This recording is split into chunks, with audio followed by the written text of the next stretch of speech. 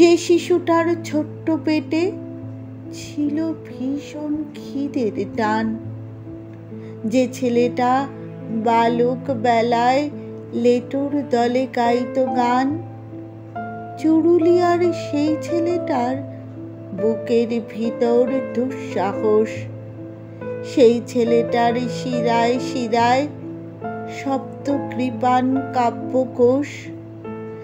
একটি ছেলেই আসলে সে কুসুমকলি কাব্য ফুল, সেই তো মায়ের দুখুমিয়া, ভারত মায়ের নজরুল।